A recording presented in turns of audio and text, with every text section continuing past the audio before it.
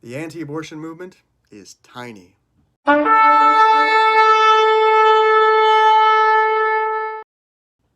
Every public opinion survey done on abortion reveals that somewhere between 10 and 20% of American adults are completely pro-life, completely against abortion in all cases. So about 15%, or about 50 million people.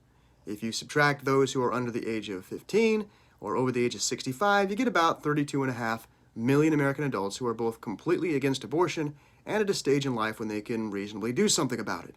That's a minority, but it's a very large minority. Yet, of this overall population of pro-life people, very, very few are involved in anything beyond merely praying, voting, and occasionally making a donation. And we know this because pro-life organizations are generally tax exempt, so their tax returns are a matter of public record. And furthermore, many of them will often publish results on how the movement is doing and who's volunteering where. So for the purpose of this video, I'm going to treat anybody doing anything regular to deal with abortion as part of one single movement, even though, as I've said elsewhere, many of these groups are involved in things that, frankly, I find quite ineffective. By far the largest segment of the pro-life movement are the pregnancy help centers and those who work within them. A 2020 study by the Charlotte-Lozier Institute revealed that 15,000 people are paid employees at pregnancy centers nationwide. That's about 5 paid employees per center. I pulled tax returns for every other anti-abortion organization, and I could only find 1,390 extra paid employees, give or take a few. So, like I said, the pregnancy help centers trump everybody else.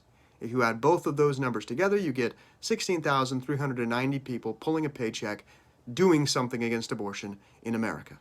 Now, volunteer numbers are much more difficult to estimate, both because organizations will often grossly exaggerate their volunteer numbers and because many people volunteer for more than one organization at the same time. But for the sake of argument, let's assume that's not happening.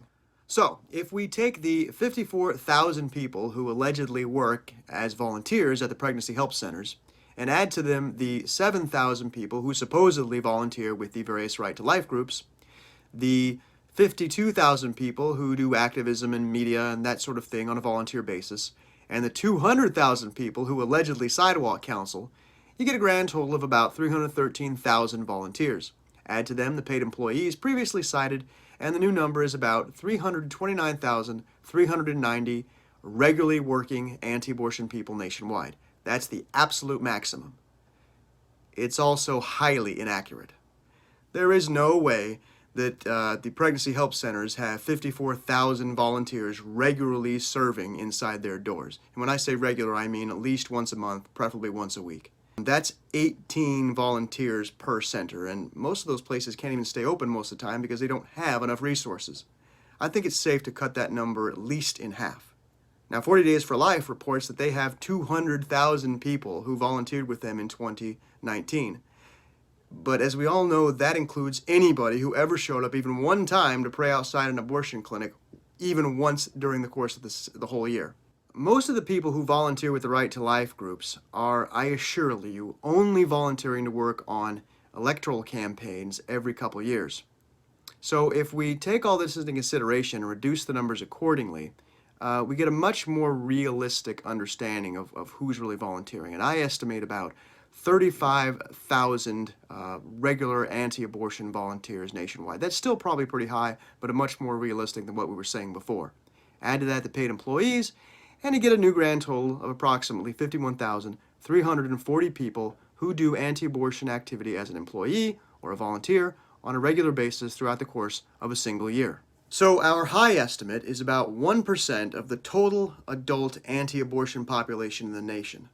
The somewhat more realistic low estimate is approximately 0.16% of the total adult anti-abortion population. That means only 0.16 to 1% of all anti-abortion adults are doing anything to deal with abortion on a regular basis. The rest of us are just praying, voting, and sometimes donating money so that somebody else can do the work. 99.8% of anti-abortion people are inert. They are not active in the fight. Now, remember that the total U.S. population is 334 million. And only about 15% of them are already against abortion. The rest are either pro-choice or they don't care. So you've got approximately 51,000 people trying to influence and change the habits and practices of 284 million people. That's one of us to every 5,500 of them. I don't like those odds. So I'm not sure how this compares to other successful justice movements in the past. And who knows, maybe there is no fair way to compare them. But what is beyond a doubt is that most anti-abortion people are not acting on their principles.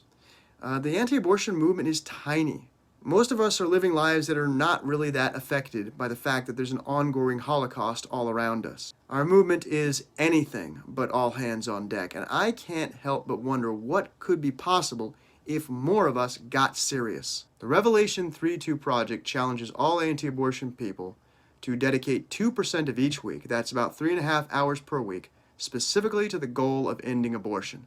Please go to GetSeriousChurch.com and click on efforts we endorse in order to learn more.